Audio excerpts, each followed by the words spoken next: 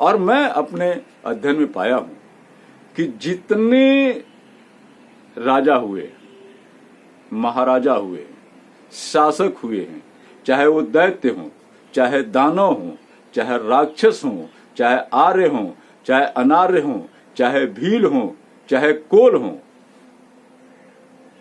सारी चीज को उठा के आप देख लीजिए, बलि की व्यवस्था रही है, पूजा पाठ की व्यवस्था रही है, उनके इष्ट देव रहे हैं। और अगर दानवों को दैत्य का कोई पकड़ा गया तो वो भी पूजा पाठ करके बलि चढ़ाने का भी इतिहास मौजूद है। आर्य मिल गया दैत्यों को तो भी वही हालत थी, राक्षसों को मिल गया तो भी वही हालत थी। और आर्य जब यज्ञ करते थे जिसमें व्यवस्था है, नर में यज्ञ या 40 यूथ बनाए जाते थे जिसमें कि एक इंसान भी रहता था, तो उसमें भी खरीद करके या किसी तरीके से लाते थे और उसकी बलि चढ़ाते थे। और सारे बलि चढ़ाने वाले, भारत की यह एक परंपरा है कि किसी जीव को मारो तो उसको ज्यादा कष्ट न हो मरने में, यानी उसको फटाक से मार दो। यह दैत्यों में भी रहा है, दानवों में भी रहा है, राक्षसों में भी रहा है, आर्यों और अनार्यों में भी रहा है।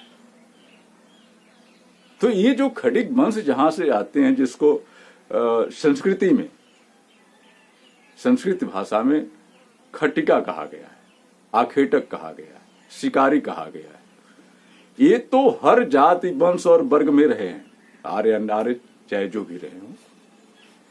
तो स्वाभाविक है कि ये जब संस्कृति ग्रंथों की रचना हुई तो इनको ला करके एक नाम दे दिया गया होगा। हो सकता है कि द्रविड़ संस्कृति में, अन्य संस्कृति में उनको नाम अलग अलग रहा हो, जाति अलग रही हो, लेकिन जब संस्कृति ग्रंथ की रचना हुई तो उसमें इनको एक जगह दिया गया। और जहां भर और पासी की कोई चर्चा सामने नहीं दिखाई देती, आप पूरा वेद पढ़ डालिए। और एक चीज और बता दें कि मनुस्मृति जो ईस्वी पूर्व 180 में लिखी गई, यानी आज से 2200-2300 साल पहले, यानी जैन धर्म और बौद्ध धर्म के बाद, उसके पतन के बाद, उसमें ऐसे लोगों को जो बलि चढ़ाते हों, जो सेवा करते हों, जो अन्न करते हों, कितनों विद्वान हों और किसी जाति को हों, उनको शूद्र श्रेणी में रखा गया है। आप एक चीज देखिए कि जो जैन धर्म और बौद्ध धर्म है, यह 500-600 ईस्वी पूर्व से लेकर के 500 ईस्वी पूर्व में दोनों, इसको धर्म कहिए या धम्म कहिए, बौद्ध धर्म को हम धर्म नहीं धम्म कहते हैं और जैन को जैन धर्म कहते हैं, ये दोनों का जो स्थापना हुई है वैदिक हिंसा के विरुद्ध हुई है। और इसका काफी जो है कि प्रभाव भी रहा है पूरी दुनिया में, पूरे देश में। मैं उधर नहीं जा रहा हूं, लेकिन इस यज्ञ कर्म करने वाले आर्यों ने इन सारी सभ्यताओं को नष्ट किया है। पहले सिंधु घाटी की सभ्यता नष्ट की और जैन और बौद्ध धर्म की सारी परंपराओं को भी नष्ट किया। इसका इतिहास अलग है। और जब यह इतिहास में समेटा गया कि यह जो बलि चढ़ाने वाले लोग हैं, चाहे वो आर्यों के बीच से क्षत्रिय हों, चाहे जो भी हों, अनार्यों के बीच से हों, सभी तो एक तरफ से समाप्त नहीं किए गए।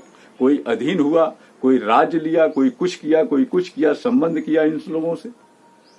तो उनमें जो बलि चढ़ाने वाले लोग थे, जो खट से बलि चढ़ा देते थे, चाहे जिस वंश के रहे, वो सबको एक नाम दिया गया, खटिका या आखेटक या आखेटिका, और एक खटिक मान लिए गए। और मैं इस विषय में ये कहना चाहूंगा कि यह जो परिस्थितियां हैं, यह परिस्थितियां यह जाहिर करती हैं कि खटिक समाज जो है किसी एक जाति एक वंश परंपरा से नहीं आया है। जितने लोग एक वंश परंपरा से हैं उन लोगों का हर जगह आप संगठन एक तरीके का देखेंगे, और एक जो बात सर्वसम्मत से तय हो गई वो पूरा संगठन पूरी जाति मानने के लिए तैयार है, चाहे वो राजभर हो, चाहे पासी समाज हो, चाहे धोबी समाज हो, या इसी तरह यादव समाज का देख लीजिए, क्षत्रिय समाज का देख लीजिए, लगभग जो एक है जिनमें गोत्र कम है। और खटीक एक ऐसी बिरादरी है जिसकी तो 1800 गोत्र और टाइटल, जिसको जो भी कह लीजिए, ये इतने जगह से आए हुए, लेकिन नाम एक पड़ गया कि ये खटीक है। जैसे हमारे यहाँ वर्तमान में आप सफाई कर्मी ले लीजिए, जो वर्तमान भर्तियां हैं उसमें सभी जाति वर्ग के लोग हैं, लेकिन हो सकता है कि 200-400 साल बाद इनको एक जाति मान लिया जाए, और मान लिया जाए कि वहां लोग खोज करेंगे तो कोई कहेगा मैं क्षत्रिय से आया हूं, कोई ब्राह्मण से कहेगा, कोई चमार से कहेगा, कोई खटीक से कहेगा, कोई धोबी पासी से कहेगा। खटीक में भी कुछ ऐसी ही स्थितियां हैं, और खटीक का इतिहास काफी पुराना है, राजभर और पासी समाज से बहुत पुराना है, आर्यों के पूर्व वैदिक काल से ये, इसको मानना पड़ेगा। और मेरा विचार तो यही, मैं ये मानने के लिए तैयार नहीं हूं कि खटीक जो है भर पासी की उपजातियां हैं।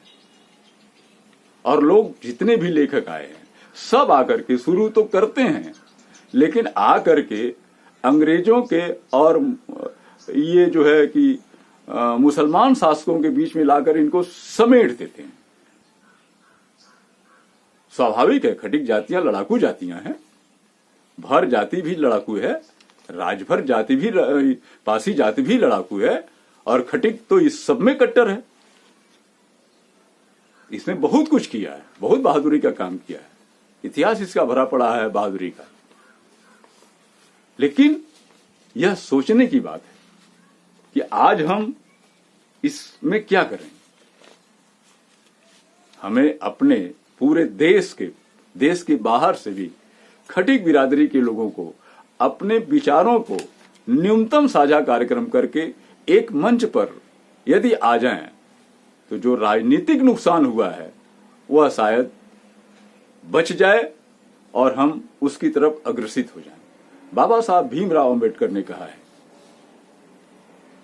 कि राजनीतिक चाबी वह मास्टर चाबी है जिससे सभी बंद पड़े ताले खोले जा सकते हैं, और हम इस मास्टर चाबी से अपनी मत विभिन्नता की वजह से काफी दूर हैं। इसलिए इस दूरी को मिटाने की आवश्यकता है।